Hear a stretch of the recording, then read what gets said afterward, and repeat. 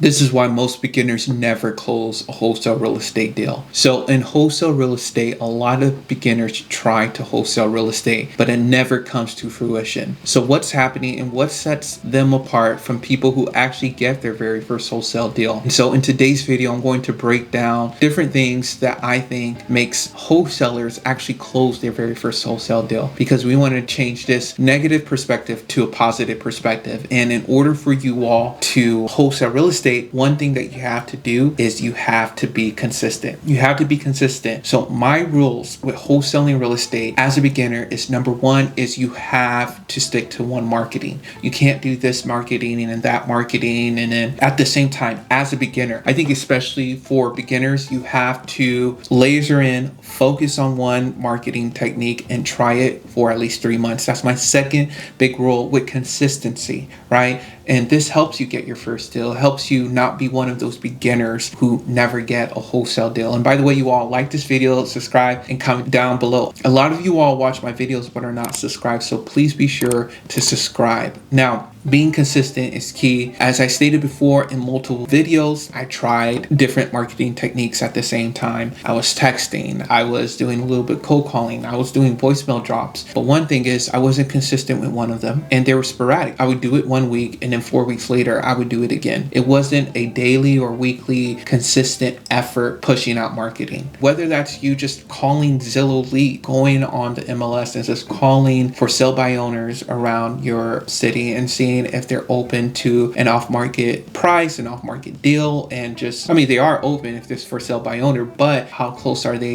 with price, with your price? Doing these different things is key in your real estate business, and it helps you determine if this marketing technique actually works. And I think 3 months is the perfect amount of time. It's not too short and it's not too long, because I don't want people spending a ton of money on a marketing technique that just doesn't fit their personality style or the market they're in. So that's important. What type of person you are and the type of market you're in, because in a high bustle and hustle city, direct mail may not be effective. You know, they're quick, they're on the go, they're on their phones, texting, maybe some phone calls would work better. In a rural city, in a rural town where you have some land, where you have animals, or you have just a laid back, like the South, essentially, maybe direct mail would actually be more effective than people saying, why are you calling me? How do you get my phone number? Like in other cities, in a tech city, people understand, yeah, my phone number is online. People can have access to it. I apply for loans. I do all these different things. My phone number is going to be around.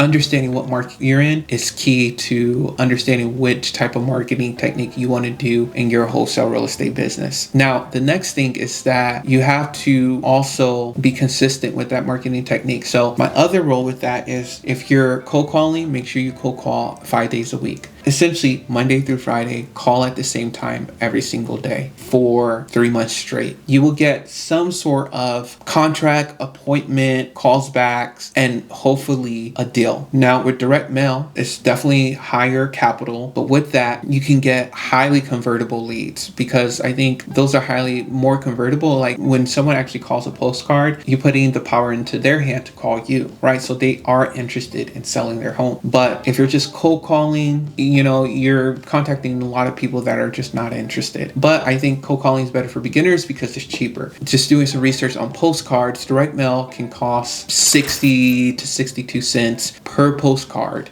if you're sending between 1,000 and 2,000 postcards. So that can add up. That's pretty pricey. Making sure you're consistent with that. So for direct mail, I would do once a week of at least 1,000. And a lot of times, if you have a list of 12,000, you can split that up into 3 months. Just send one drop for all of those 12. Or if you only have a dedicated list of about 1,000 to 1,500, what you can do is you can send that same list 12 times, right? Because people need that recurring touch of contact in order to, say, okay, I'm going to call this person. I've been seeing their letters. I need to contact them. I need to say something. And so that's something that you can do in your real estate business. Another reason why people never close deals is because they do not know how to comp properties. They do not know how to run their numbers. And running numbers is imperative, because you can get properties under contract all day long. Of course, anybody will sell their house for $1 million and it's worth $200,000. Yeah, I'll sell it to you if you're actually going to close. But most people are not going to even put their name on a contract contract for something like that because they understand things. But you have to understand, okay, this is where I'm at, and I have a ton of videos I have to run comps. Please check out my videos. I made one maybe a month ago, how to run comps like a pro. Make sure you check out the videos on how to calculate ARV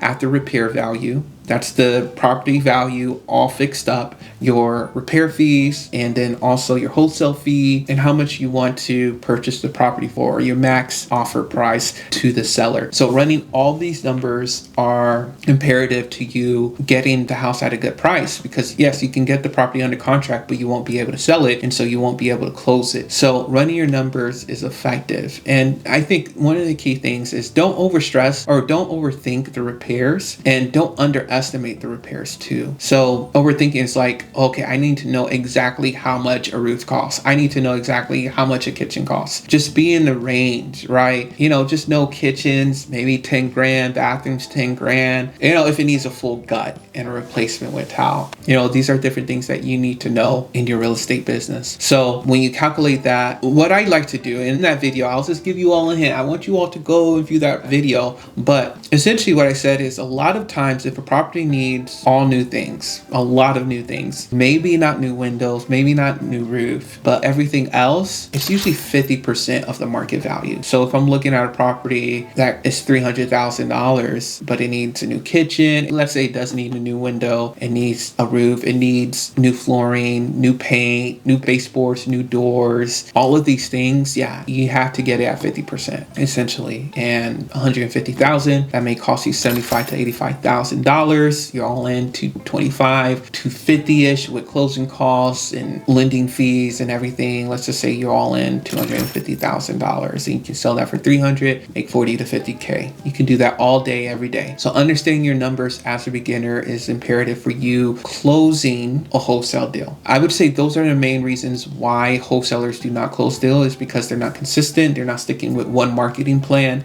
and then they don't know how to run their numbers. And I teach all of that here on this channel. And I'm thinking of making community where, I go on Zoom, I'm live with you all, going through your deals, answering your questions, and actually going through deals myself, underwriting them, letting you know how I look at a deal, how I would talk to the seller and negotiate the best price for this particular case or whatnot. So make sure you all like this video, comment down below, and I'll talk to you all later.